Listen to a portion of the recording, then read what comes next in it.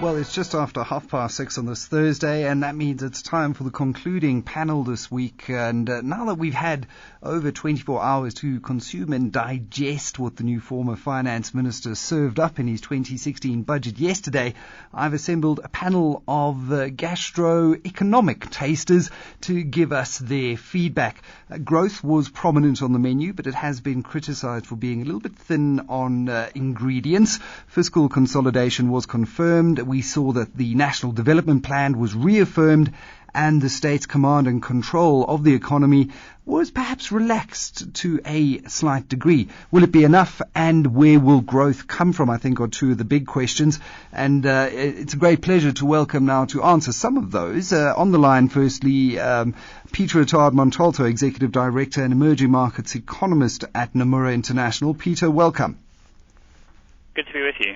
And in studio, we have Raymond Parsons, Professor at the Northwest University Business School. Raymond, good to see you again. Good evening, Michael. And Jon Foster-Pedley, Dean of the Henley Business School. John, always a pleasure to have you in studio. Great to be back, Michael. Thank you. And Kanyasile Kweyama, CEO of Business Unity South Africa, is stuck in the horrendous traffic outside in Braamfontein. My producer promises me that she'll be in a few minutes. Now, Raymond, the budget was delivered against a backdrop of economic underperformance. Let's be quite clear on that.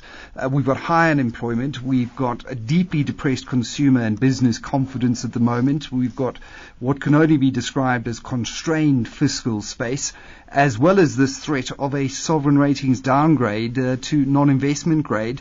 So I do think that all of these comments fed into what was dished out yesterday. But let's start with the growth assumptions. 0.9% this year to 1.7% next, and then 2.4%. It really is the key for the framework and everything else that flows from there. Is this credible? Well, look, I think that the whole track record of these official forecasts, both by the Reserve Bank and by the Treasury, have always tended to be somewhat optimistic, and perhaps one must expect that. Certainly, it diverges from my own forecast, which is more or less 0.5% for this year, and also those of certain other analysts. So I think quite clearly, since so much depends on perceptions about the ratios, all related to the GDP, if that number doesn't turn out, then other things don't look so good. So quite clearly, a lot is riding on getting this economy moving again. And I just want to add to that while we're speaking generally at the beginning, there was emphasis in the speech on why we need to get this economy going. All roads lead through inclusive higher growth. So if you go through the budget, whether he was talking about government finances, unemployment, poverty alleviation, business confidence, investment prospects, it all ended up with the bottom line, economic growth. Secondly, I thought although he did wring his hands appropriately about the world economy, at the end of the day, he said, look, we've got to make choice. There are fundamental choices that we've got to make about restructuring and doing the right thing. And look at some of those emerging economies that have done well despite the world economy by being able to be seen to be tackling those issues. And then finally, he put these choices back within the National Development Plan. Whatever its imperfections, we can't have another economic CODESA. We've got to work with this plan. And in fact, some of the things that have gone wrong is because we have not implemented the National Development Plan in the past 4 years in the way we should have, or we've done things which are quite inconsistent with it. So all this adds up to the bottom line. We've got to get this economy moving again.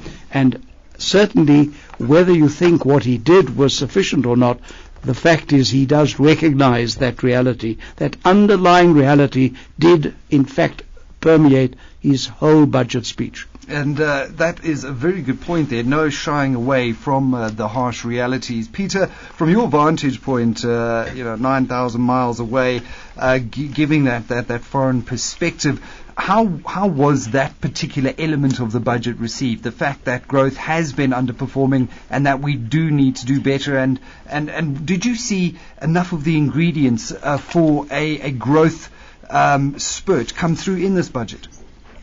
Well, I think there was certainly nothing wrong at all with the rhetoric of the speech or how the budget review is laid out, and investors have full confidence in Praveen Gordhan and his staff to recognise those problems, to understand that, yes, there are global problems, but South Africa is also shooting itself in the foot for a variety of different reasons, not least the events of December. So I think those were never really in doubt, and, Praveen ultimately is the master of giving speeches like this, of talking to investors and saying what they want to hear. But the trouble is that investors have heard this a lot from him in the past, during his past term in office, and so there was a degree of skepticism coming into this speech, I think, and a more rigorous, if you like, analysis of actually what's going on underneath. And there we saw on the fiscal side, which we'll come into in more detail in a moment, that things are broadly okay in terms of what he laid out from investors and rating agencies' perspectives, but really nothing new was really offered on the growth side at all. And I think that was not hugely surprising, but a little bit disappointing. And it really confirmed for me that whilst he has a significant amount of political space to undertake very difficult policy, actually it's the growth measures that investors and rating agencies are really looking for, and they're simply trumpeting NDP is not enough. NDP is not widely enough accepted politically across government and other departments, and Praveen Gordhan does not seem to have a magic wand to be able to wave over making difficult microeconomic structural reforms elsewhere in government. John, on that issue of microeconomic structural reforms, I mean, are we being realistic here to expect a finance minister to be able to wield such broad power over, let's face it, a very large cabinet? I think that's exactly the key point. I mean, I'd like to reinterpret this thing into a leadership stance, because we've come from a very unstable leadership position. What's happened in the past we all know about. And you can have a radical plan that is impossible to implement, and you haven't got people capable of implementing it, and it means nothing. Or you can have an average plan, a more stable plan, with the possibility of stable leadership, speaking truth to power, some command of governance and some messages about governments among the state-owned enterprises and what's to be accepted and what isn't, and a signal going out that here we have a group of people who are committed to national development, are maintaining some optimism as well and holding fast that optimism, and they will carry forth with this plan going forward. And personally, I feel that part of the message, rather than the technical or even the economic parts of the message, are just as important for South Africa in this budget. And we've now got Kanyesile Koyama in studio. Kanyesile, welcome to the panel, and welcome to Braamfontein traffic. When we have a downpour, it's the norm, I'm afraid. What did you make of the budget from a business perspective? Because we have extra money now for SMEs, and certainly the strong messages came through that growth has to be driven through big business partnering with small business, and that was really backed up through the statement released by Njabu Mabuza and Kaz Kuvadia yesterday. I would say, and just hearing from my fellow panelists, and thanks for having us on there as well, that the budget generally landed in a safe place in terms of giving people the assurance. But as to whether it goes far enough, that I think is the debate that's out there. We feel that, and as Busa, that it addresses the major challenges facing the country without causing too much of a disruption for accelerated growth. However, it doesn't give the enough of a story around achieving a decent growth projections. So that is a bit of a flaw. We feel that the focus on delivering on the NDP is important. I think it's Tony that you have on the line who said that the NDP is not accepted across the government departments. Peter, by the way. Sorry, Peter. No problem. Sorry, Peter. We don't quite agree with that. I think if you stretch it to the alliance, then definitely it's not widely accepted within the alliance, and you can then argue as to how the alliance partners within government, within cabinet and all that would then behave within the NDP. So that is another discussion. But I think as far as government goes and across government departments and cabinet, it is accepted as the plan. I also speak as a commissioner of the National Planning Commission. So there is a bit of that insight as to understanding how via the Department of Performance Monitoring and Evaluation. It's being permeated through government departments to ensure that there's alignment, to ensure that it's measurable and all those. You asked about SMMEs. I think the recognition that SMMEs are playing quite a pivotal role in the economic growth space was also one to be lauded, and to give more resources to that department is also very key.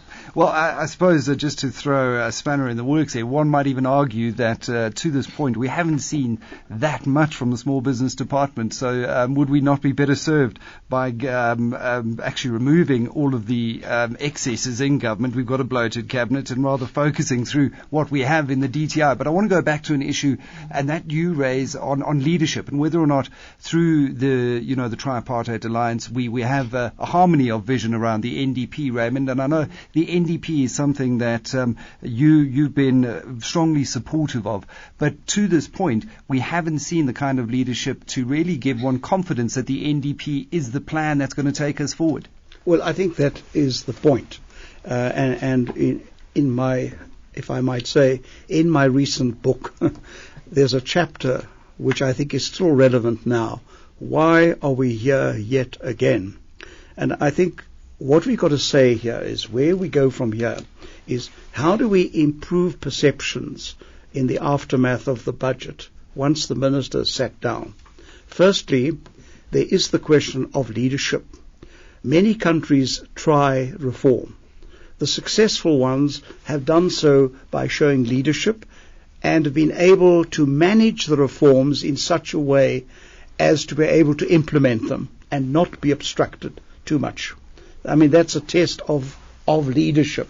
Secondly, what the minister has to do within his own sphere of influence is to politically manage what he has said and ensure that through the president or whatever level it will be implemented.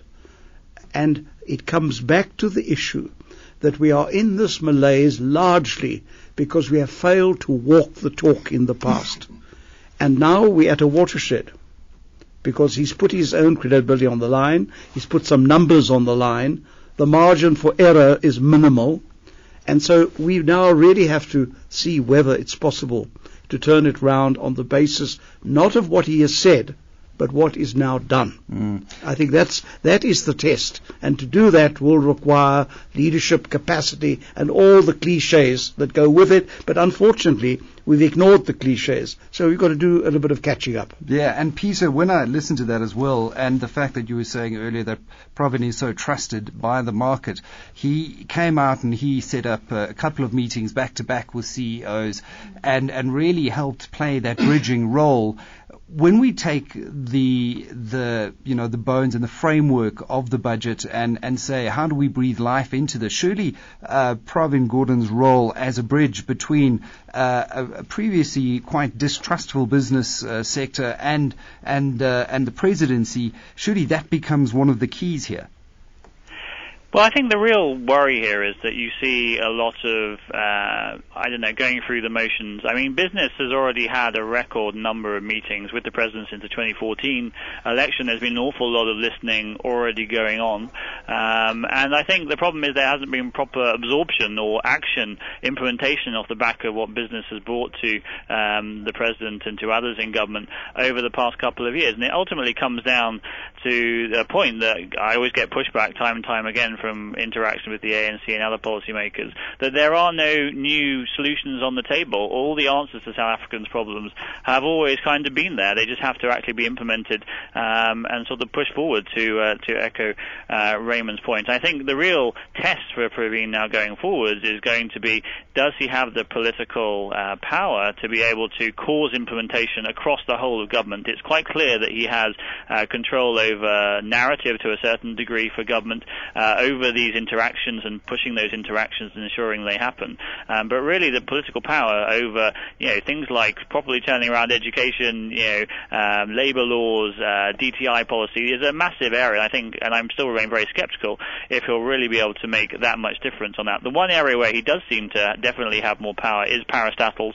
There definitely seems to be a lot more movement on that front now from him, from National Treasury staff as well, which is going to be positive positive, but also politically very dangerous. He's trying to reconstitute politically connected boards of things like SAA, and we have to watch that very closely and obviously hope that he is successful. But that was ultimately, let's not forget, the live wire that was ultimately part of the downfall of Nene in December. Yeah, and for him to tackle it head on in such an unequivocal manner, although I suppose the question must be begged here, John, and you've got some airline industry experience and background as to who would want to buy into an airline like SAA as a minority partner at this stage in the cycle.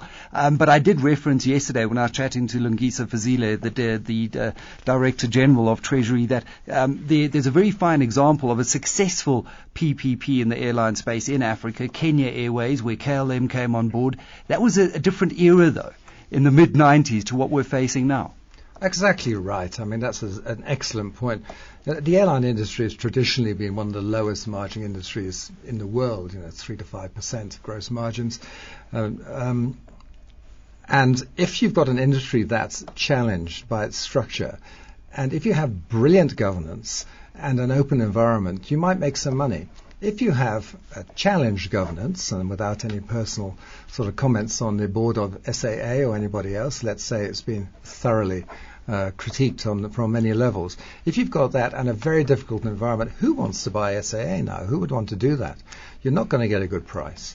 You would, whoever buys it will want to have control of the board, want to have a majority share. That industry, you need to get the thing. I think the other thing, though, just to challenge a little bit in a very friendly way what Peter's saying, I'd like to go a bit beyond that sort of neutral assessment of South Africa and its position now. I think we've moved into quite a critical phase, a much more activist phase. I think you see that from the student activities. I think you're starting to find that, in business more. I think the mere fact that Pravin Gordhan is there reflects that pressure that you can't do the same things anymore. And I think that activism is really, really important to us. I mean, Pravin Gordhan opened his speech by saying we're strong enough, resilient enough, and creative enough to manage and overcome our economic challenges. And I actually think that's the core message behind this. As a rallying call here for people in business elsewhere to come together to build together a new South Africa. And this is probably a critical point we can face. We may go down in flames, but let's hope that we don't, and let's pull together so we don't. Well, I do tend to agree with him, and I mentioned what Bobby Godsell likes to say from time to time last night, that we have a propensity for walking right up to the edge of the cliff, having a look over, and then walking back again. Raymond?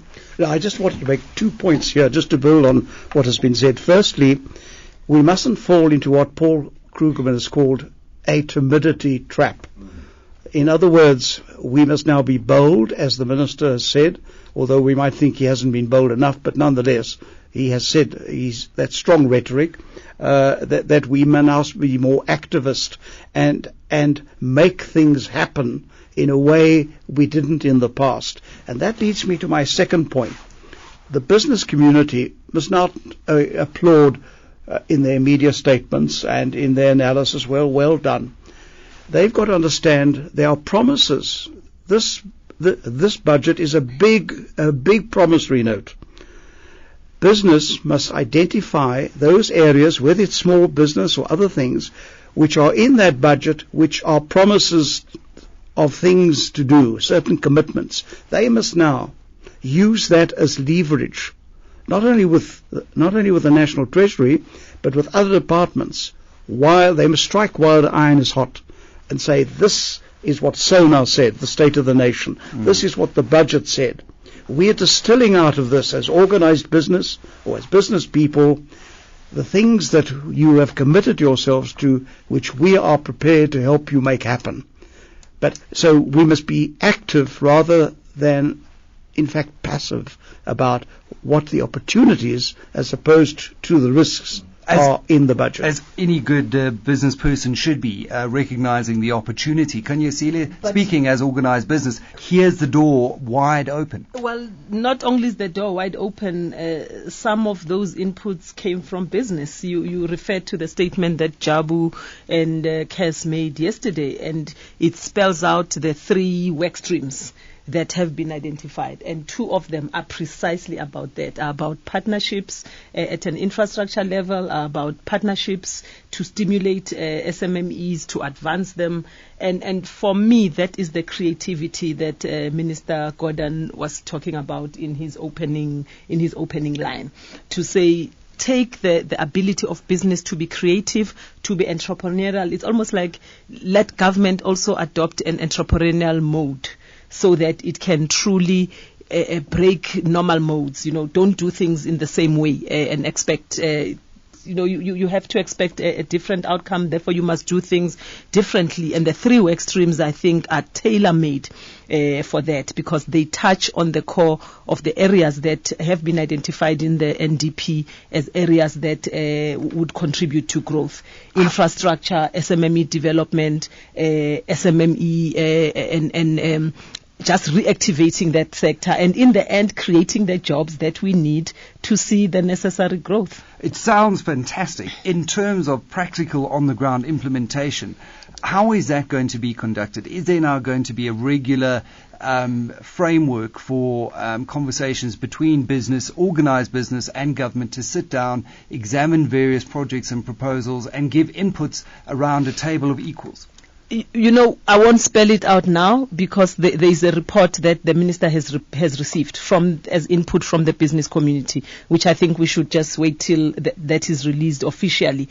But that does set out a plan for how this gets done, how to monitor, but not a parallel stream of implementation to all the initiatives that are happening now, but also an element of integrating existing processes so that there is that necessary development. I think we'll see a bit more in this space. I just want to emphasize, because we're in a new situation, my experience tells me there is always the risk, with all the good intentions in the world, for key decisions to become, as I put it, entombed in protracted processes. And there was a lot of perhaps kicking for touch in the budget speech. Well, there's a process here. Really, we've got to cut through that, fast track that, because that's how you strengthen positive perceptions, not by lapsing into endless processes again. And timidity, as you said earlier. Well, we just need to fast track into a quick ad break, and when we return, Peter, I'm going to throw the ball back your way.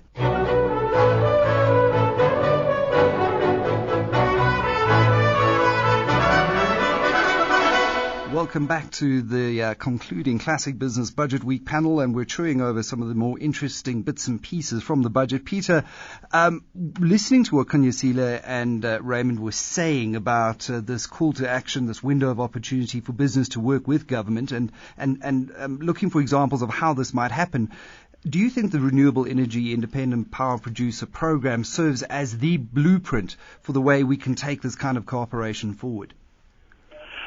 Well, I think it's one example. I mean, it's been hailed as such an amazing success, but it massively overpaid, 3.6 rands per kilowatt hour on the first couple of rounds of auctions, and then the price started coming off. But it's gone massively overpaid in the early rounds. So, I mean, there are some issues that have to be addressed, certainly, around those sorts of things. I think the real fear that we have to watch out for with this whole partnership with business is, are these strategic investors, or are these simply, shell companies, BE companies, investment vehicles? Is this the rent extraction crowd who are going to be sitting between parastatals and government and the actual private sector doing the actual work? That's what we need to avoid in this new world of partnership, to prevent costs getting out of control and inefficiencies coming into the system.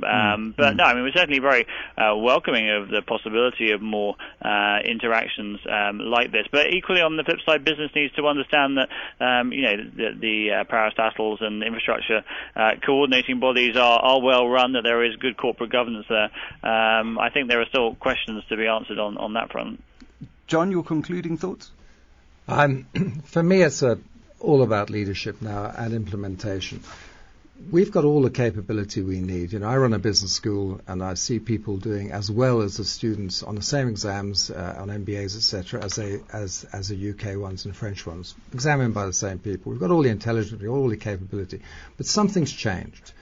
And I think sometimes the external analysts imagine we don't see what's going on. Of course we see what's going on. One of the most powerful signals that Pravin Gordhan gave in this whole budget speak was about the governance of parastatals, about the intolerance for activities that weren't properly done. What we have to do is build a country, and we have to build it on capabilities, not on wish fulfillment, and not on rhetoric and not on dogma. And that's the area around which we're starting to come together, which we need to come together, independent of all the historical differences we've had. That's how we're going to build a future. And I think this is the start of something new. Raymond? I think, in conclusion, let me just say neither the State of the Nation address nor the budget are magic wands. What's important now is that we've created an environment in which more things are possible than before. That's the important sort of promissory note that we have.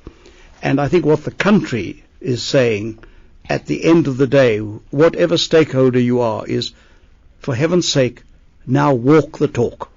Yeah, implementation. And you're a big fan of saying if talking was a World Cup, we'd be world champions. Kanyesile? Look, I think we should give credit where credit is due, and I think both to business leadership, business leaders in the country, and to government of literally grasping the challenge and running with it together. You know, there has been too much of lack of trust between government and business, and this is one time when there's a demonstration that we're going to close each other in a room. It doesn't matter who put holes in the boat, but if the boat is sinking, let's make sure that we plug it together.